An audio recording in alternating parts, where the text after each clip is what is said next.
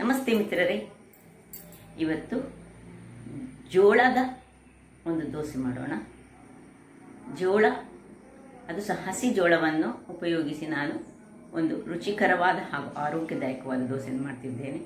ಹಾಗಾದರೆ ಈ ಜೋಳದ ದೋಸೆಯನ್ನು ಹೇಗೆ ಮಾಡುವುದನ್ನು ನೋಡುವ ಮೊದಲು ಯಾರೆಲ್ಲ ನನ್ನ ಚಾನಲನ್ನು ನೋಡ್ತಿದ್ದೀರಿ, ಯಾರೆಲ್ಲ ಇನ್ನೂ ಸಬ್ಸ್ಕ್ರೈಬ್ ಮಾಡಿಲ್ಲ, ದಯವಿಟ್ಟು ಸಬ್ಸ್ಕ್ರೈಬ್ ಮಾಡಿ, ಸಪೋರ್ಟ್ ಮಾಡಿ ಅಂತ ಹೇಳುತ್ತಾ ಬನ್ನಿ ಈ ರುಚಿಕರವಾದ ದೋಸೆಗೆ ಏನೆಲ್ಲ ಇಂಗ್ರೀಡಿಯೆಂಟ್ಸ್ ಅನ್ನು ಹಾಕಿದ್ದೇನೆ ಎಂದು ನೋಡೋಣ. ನಮಸ್ತೆ ಮಿತ್ರರೇ, ಇವತ್ತು ಈ ಕಾರ್ನ್ ಅನ್ನು ಬಳಸಿ ಒಂದು ರುಚಿಕರವಾದ ದೋಸೆಯನ್ನು ಮಾಡುವ. ನಾವು ಯಾವಾಗಲೂ ಸಿಂಪಲ್ ಆಗಿ ನೀರು ದೋಸೆ ಮಾಡೋ ಬದಲ ಇನ್ನು ದೋಸೆಗಳಿಗೆ ಏನಾದರೂ ನನ್ನ ಚಾನಲಲ್ಲಿ ನೀವು ನೋಡಿರುವಿರಿ, ಈ ಬೆಳ್ತಿಗೆ ಅಕ್ಕಿಗೆ ಏನಾದರೂ ಒಂದನ್ನು ಸೇರಿಸಿ ಒಂದು ಆರೋಗ್ಯಕರವಾದ ಒಂದು ದೋಸೆಯನ್ನು ಯಾವಾಗಲೂ ನಾನು ಮಾಡ್ತಾ ಇರ್ತೇನೆ. ಈ ಸ್ಟೋರಲ್ಲಿ ಹೇಗೋ ತುಂಬ ಮಂದಿಗೆ ಈ ಅಕ್ಕಿ ಸಿಗ್ತದೆ, ಇದನ್ನು ಯೂಸ್ ಮಾಡಿ ಯಾವಾಗಲೂ ನೀರು ದೋಸೆ ಖಾಲಿ ಮಾಡೋ ಬದಲು ಇವತ್ತು ನಾನು ಈ ಕಾರ್ನ್ ಅನ್ನು ಬಳಸಿ ಮಾಡ್ತಿದ್ದೇನೆ. ಇಲ್ಲಿ ನೋಡಿ, ಇದಕ್ಕೆ ಏನು ಹೆಚ್ಚಿನ ಇದಿಲ್ಲ, ವಸ್ತುಗಳು ಬೇಕಾಗಿಲ್ಲ. ಒಂದು ಕಾಯಿ ಮೆಣಸು, ಒಂದು ಸಣ್ಣ ತುಂಡು ಶುಂಠಿ, ಸ್ವಲ್ಪ ತೆಂಗಿನ ತುರಿ ಮತ್ತು ಸ್ವಲ್ಪ ಉಪ್ಪು. ಈಗ ಮೊದಲಿಗೆ ಈ ಕಾರ್ನನ್ನು ಬಿಡಿಸಿಕೊಳ್ಳೋಣ. ವೀಕ್ಷಕರೇ ನೋಡಿ, ಹೀಗೆ ಇಷ್ಟನ್ನು ಸಾಕು ನಮಗೆ. ನಾನದು ಒಂದು ಲೋಟದಷ್ಟು ಅಂದರೆ 150 ಗ್ರಾಮ್ಸ್ನಷ್ಟು ನಾನು ಅಕ್ಕಿಯನ್ನು ಹಾಕೊಂಡದ್ದು ಇದು. ಅದರಿಂದಾಗಿ ಇಷ್ಟು ಅರ್ಧ ಕಾರ್ನ್ ಸಾಕು. ಈಗ ಇಲ್ಲಿ ಒಂದು ಬಾಣಲೆಯನ್ನು ಇಟ್ಕೊಂಡಿದ್ದೇನೆ, ಅದಕ್ಕೆ ಒಂದೇ ಒಂದು ಸಣ್ಣ ಸ್ಪೂನ್ನಷ್ಟು ತುಪ್ಪ. ಈ ತುಪ್ಪದಲ್ಲಿ ಈ ಒಂದು ಕಾರ್ನನ್ನು ಸ್ವಲ್ಪ ಸಣ್ಣ ಉರಿ ಮಾಡಿಕೊಂಡು ಸ್ವಲ್ಪ ಫ್ರೈ ಮಾಡುವ. ಜಸ್ಟ್ ಅದನ್ನು ಚೂರು ಹಸಿ ವಾಸನೆ ಚೂರು ಹೋಗಲಿ, ತುಂಬ ಫ್ರೈ ಬೇಡ. ಒಂದು ಇಷ್ಟನ್ನು ಹಾಕಿ ಅದು ಒಳ್ಳೆ ಪರಿಮಳವನ್ನು ಕೊಡ್ತೀನಿ. ಈಗ ಇದಕ್ಕೆ ಒಂದು ಕಾಯಿ ಮೆಣಸು ಹಾಕೊಂಡಿದ್ದೇನೆ, ಒಂದು ಸಣ್ಣ ತುಂಡು ಶುಂಠಿಯನ್ನು ಸಣ್ಣದಾಗಿ ಹೆಚ್ಚಿಟ್ಟು ಹಾಕೊಳ್ಳೋಣ, ಇಲ್ಲದೆ ಅದು ಗ್ರೈಂಡ್ ಮಾಡುವಾಗ ನಮಗೆ ಸ್ವಲ್ಪ ಕಷ್ಟ ಆಗ್ತದೆ. ಸಣ್ಣ ಕಟ್ ಮಾಡ್ಕೊಳ್ಳೋಣ.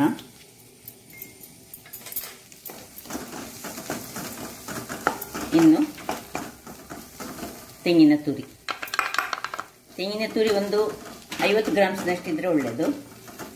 ಸ್ವಲ್ಪ ಕೊತ್ತಂಬರಿಯ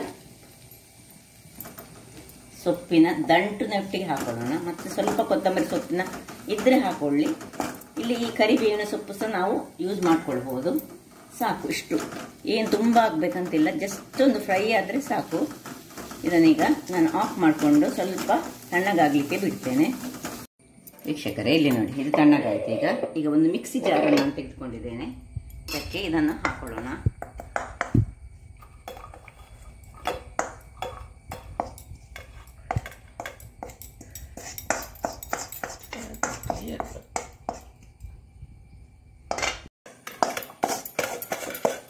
ಎಲ್ಲವನ್ನು ಇದರಲ್ಲಿ ಹಾಕೊಂಡು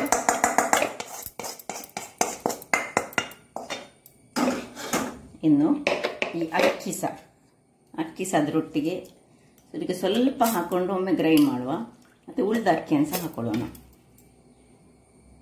ಓಕೆ ನೋಡಿ, ಇಷ್ಟು ತರಿ ಆಗುವಾಗ ಇನ್ನು ಇದಕ್ಕೆ ಸ್ವಲ್ಪ ಉಪ್ಪನ್ನು ಹಾಕೊಳ್ಳೋಣ, ರುಚಿಗೆ ತಕ್ಕಷ್ಟು ಉಪ್ಪು.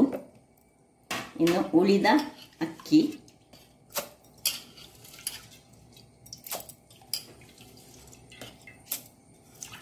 ಇದು ಅರ್ಧ kg ಮಾಡೋದಾದ್ರೆ ಇಡೀ ಆದ ಕಾರ್ನ್ ಅಂತ ತೆಗೆದುಕೊಳ್ಳಿ. 1/4 kg ಅಥವಾ 200 ಗ್ರಾಮ್ಸ್ ಎಲ್ಲ ಇದ್ರೆ ಒಂದು ಅರ್ಧ ಸಾಕಾಗ್ತದೆ. ಇನ್ನು ಸ್ವಲ್ಪ ನೀರನ್ನು ಹಾಕೊಳ್ಳೋಣ. ನೀರನ್ನು ಹಾಕೊಂಡು ಒಳ್ಳೆ ಗ್ರೈಂಡ್ ಮಾಡೋ, ಫೈನ್ ಆದ ಬ್ಯಾಟ್ರ್ ಬೇಕು ನಿಮಗೆ. ವೀಕ್ಷಕರೇ ಇಲ್ಲಿ ನೋಡಿ, ಒಳ್ಳೆ ಗ್ರೈಂಡ್ ಆಗಿ ಬಂತು. ಈ ಕಾರ್ನ್ ಆದ್ರಿಂದಾಗಿ ತುಂಬ ಫೈನ್ ಕಾರ್ನ್ ಆಗೋದಿಲ್ಲ, ಆದರೆ ಅಕ್ಕಿ ಅದರಲ್ಲಿ ಇರೋದು ಒಳ್ಳೆ ಫೈನ್ ಆಗಿ ಬರಬೇಕು ನೋಡಿ. ಈಗ ಇದಕ್ಕೆ ಸ್ವಲ್ಪ ನೀರನ್ನು ಹಾಕೊಂಡು, ಸ್ವಲ್ಪ ಹೇಳಿದರೆ ಸಾಧಾರಣ 2 ಲೋಟದಷ್ಟು ನೀರು ಬೇಕಾಗ್ತದೆ. ಯಾಕಂದರೆ ನಾವು ತೆಳುವಾದ ದೋಸೆ ಮಾಡೋದು, ದಪ್ಪ ದೋಸೆ ಮಾಡೋದಾದರೆ ಸ್ವಲ್ಪ ದಪ್ಪದಲ್ಲಿ ಕಡಿದುಕೊಂಡು ಮಾಡ್ಬೋದು. ಇದು ನಾನೀಗ ತೆಳುವಾಗಿ ಮಾಡ್ಕೊಳ್ತಿದ್ದೇನೆ, ನೀರು ಹಾಕೊಳ್ತಿದ್ದೇನೆ. ಇನ್ನು ಇದಕ್ಕೆ ಸ್ವಲ್ಪ ಸಣ್ಣದಾಗಿ ಹೆಚ್ಚಿದ ಕೊತ್ತಂಬರಿ ಸೊಪ್ಪನ್ನು ಹಾಕೊಳ್ಳೋಣ.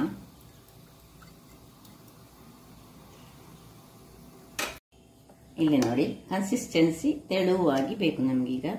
ಇಲ್ಲಿ ಉಪ್ಪು ಕರೆಕ್ಟ್ ಉಂಟು ಅಂತ ಹೇಳಿ ಚೆಕ್ ಮಾಡಿಕೊಂಡ್ರೆ ಆಯಿತು.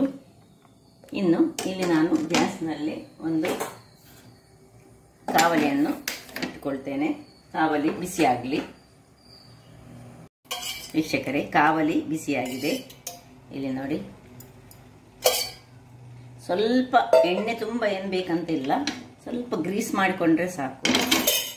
ಬಟ್ ನೀವು ಕಬ್ಬಿಣದ ಕಾವಲಿಯಲ್ಲಿ ಮಾಡಿದ್ರೆ ಸ್ವಲ್ಪ ಇಷ್ಟು ನೀರು ದೋಸೆಯ ಹದ ಬೇಕು ನಮಗೆ.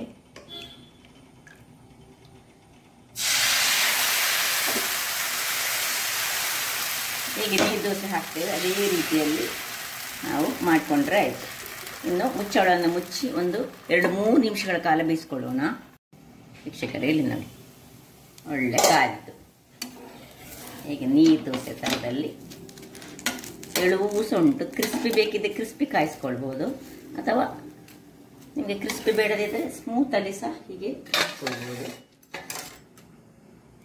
ಸೊ ಪುನಃ ಅದೇ ರೀತಿಯಲ್ಲಿ ಬೇಕಿದ್ದರೆ ತುಪ್ಪ ಹಾಕ್ಕೊಳ್ಬೋದು. ತುಪ್ಪ ಹಾಕ್ಕೊಂಡ್ರೆ ಮೇಲೆ ಈಗ ತೆಗೆಯುವಾಗ ಸ್ವಲ್ಪ ತುಪ್ಪ ಹಾಕೊಂಡ್ರೆ ಸಹ ನಡೀತದೆ. ಸೊ ನೋಡಿ, ತೆಳುವು ಉಂಟು ನೋಡಿ.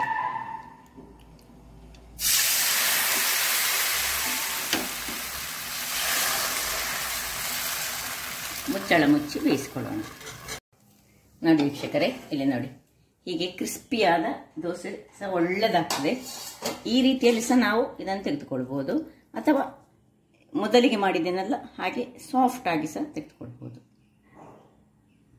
ಹಾಗಾದರೆ ಇಲ್ಲಿ ನೋಡಿ ವೀಕ್ಷಕರೇ, ಆಯಿತು. ಇಲ್ಲಿ ಇನ್ನೊಂದು ಆಗ್ತಾ ಉಂಟು ನೋಡಿದ್ರಲ್ಲ.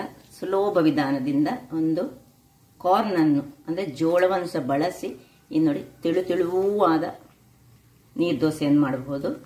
ಹಾಗಾದರೆ ಇದನ್ನು ನಾವು ಚಟ್ನಿಯೊಂದಿಗೆ ತಿನ್ಬೋದು. ಹೀಗೆ ಖಾಲಿ ತಿನ್ನಲಿಕ್ಕೆ ಸಹ ರುಚಿಕರವಾಗಿರ್ತದೆ. ನಾವು ಮೆಣಸು ಮತ್ತು ಶುಂಠಿ ಎಲ್ಲ ಹಾಕ್ಕೊಂಡಿದ್ದೇವೆ, ತೆಂಗಿನಕಾಯಿ ಹಾಕ್ಕೊಂಡಿದ್ದೇವೆ. ಅಥವಾ ಚಟ್ನಿ ಮಾಡ್ಬೋದು, ಸಾಂಬಾರು ಮಾಡ್ಬೋದು, ಯಾವುದ್ರೊಟ್ಟಿಗೆ ಸಹ ಸೂಟ್ ಆಗ್ತದೆ ಇದು. ಅಥವಾ ಬೆಣ್ಣೆಯನ್ನು ಹಾಕಿ ಸಹ ತಿನ್ಬೋದು.